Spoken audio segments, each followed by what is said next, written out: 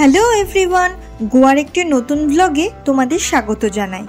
আজ আমাদের মুম্বাই গোয়া সফরের পঞ্চম দিন।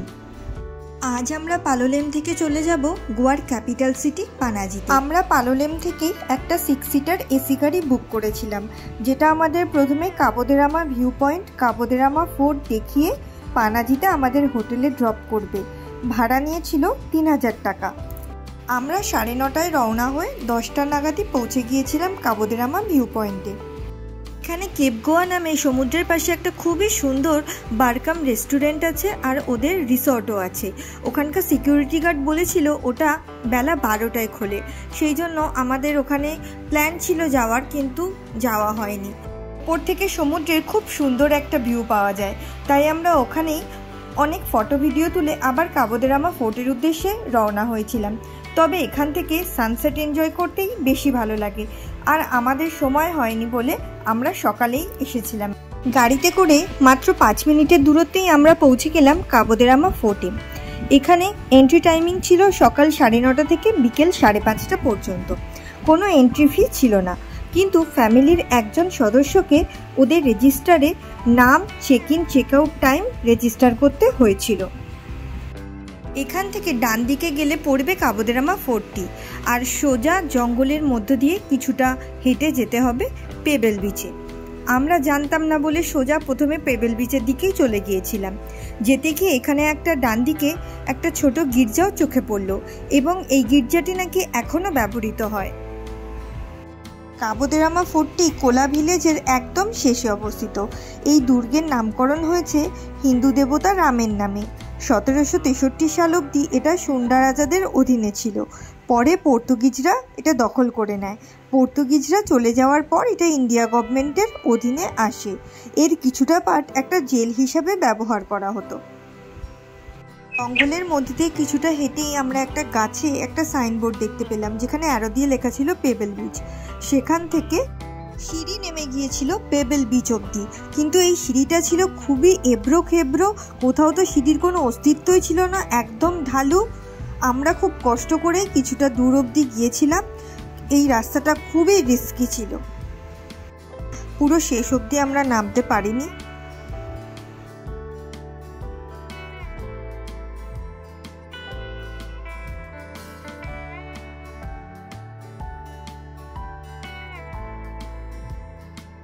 এই পেবেল বিচের ধারে রয়েছে বালির পরিবর্তে অসংখ্য ছোট বড় নানান আকৃতির পাথর, এই কারণেই এর এরকম নামকরণ।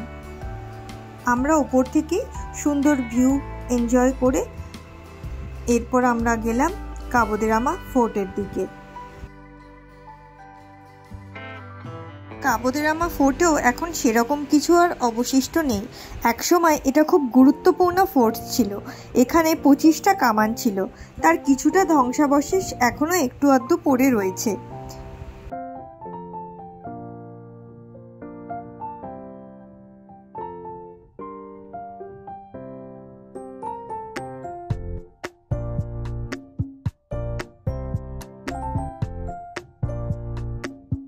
তবে এর উপর থেকে আরব সাগরের একটা সুন্দর প্যানোরামিক ভিউ দেখতে পাওয়া যায়।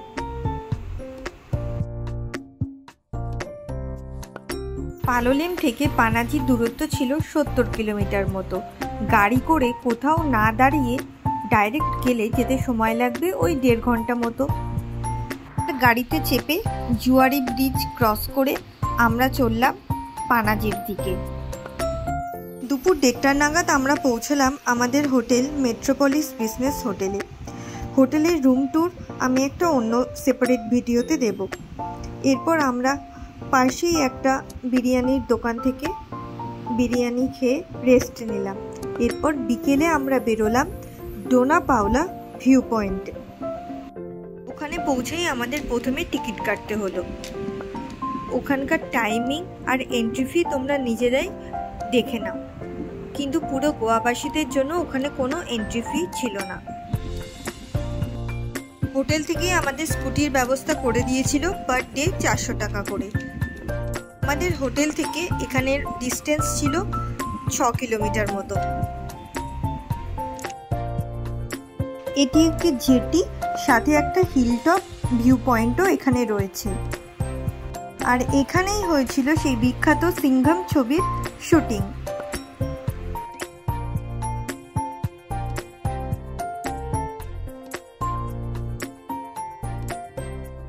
এবার তোমাদের জানাই ডোনা পাওলার নামকরণের পেছনের ইতিহাস। এই মনোরম স্থানটির নামকরণ করা হয়েছে গোয়ার প্রাক্তন ভাইসরয়ের কন্যা ডোনা পাওলা ডি মেনেজেসের নামে। তিনি একজন অত্যন্ত দয়ালু মহিলা ছিলেন এবং তিনি গোয়ার এক স্থানীয় জেলের প্রেমে পড়েন এবং তাকে বিয়ে করার সিদ্ধান্ত নেন, কিন্তু তার বাবা তার এই সম্পর্কটি প্রত্যাখ্যান করেন। এর ফলস্বরূপ তিনি পাহাড় থেকে পড়ে মৃত্যুবরণ করেন। তাই এই অঞ্চলটিকে গোয়ার প্রেমীদের স্বর্গ হিসেবেও উল্লেখ করা হয়।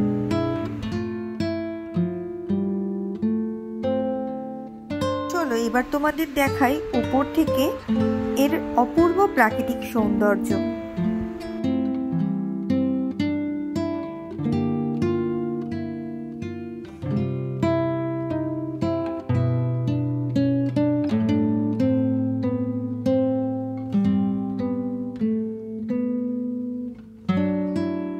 ছবি তোলার একদম আদর্শ জায়গা।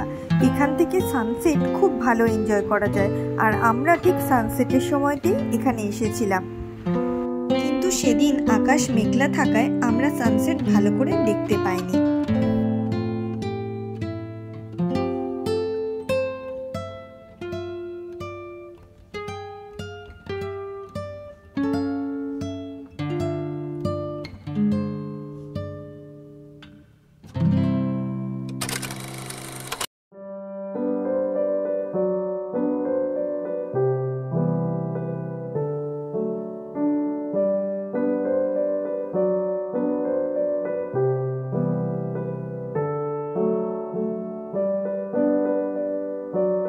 হচ্ছে সেই বিখ্যাত টুইন স্ট্যাচু, যা দেখতে সবাই ডোনা পাওলায় আসে, যাকে সাধারণত ইমেজ অফ ইন্ডিয়াও বলা হয়, যা ইয়ং ইন্ডিয়ার সাথে ভারত মাতাকে চিত্রিত করে।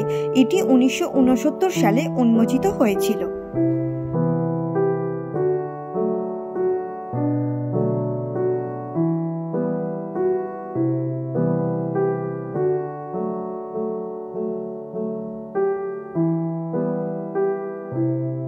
এরপর আমরা গিয়েছিলাম মিরামার বিচে, কিন্তু তখন সন্ধে হয়ে যাওয়ায় আমরা আর বিচের দিকে যেতে পারিনি। বিচের পাশেই খুব সুন্দর একটা পার্ক ছিল, সেখানেই আমরা কিছুক্ষণ সময় কাটিয়ে আবার হোটেলের দিকে রওনা দিয়ে দিয়েছিলাম।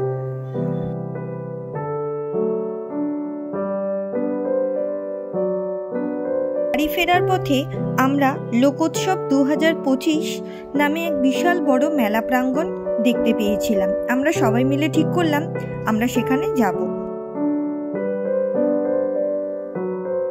এটি জানুয়ারি মাসের 17 থেকে 26 অবধি সকাল 10টা থেকে রাত 10টা অবধি খোলা ছিল।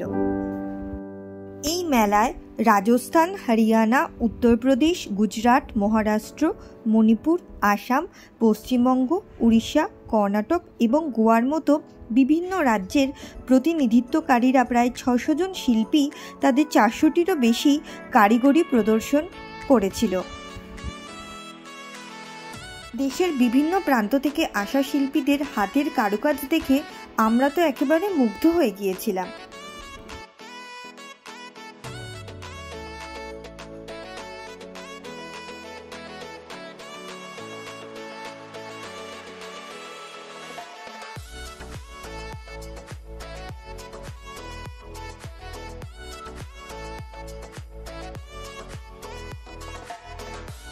এখানে এক জায়গায় সাংস্কৃতিক অনুষ্ঠানও অনুষ্ঠিত হচ্ছিল, সেটাও আমরা কিছুক্ষণ বসে দেখলাম।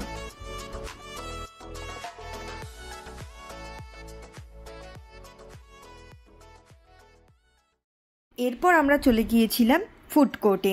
ডিনারে আমরা ছোলা ভাটুরে খেয়ে রাত 11টার দিকে আমরা আমাদের হোটেলে ফিরে এলাম।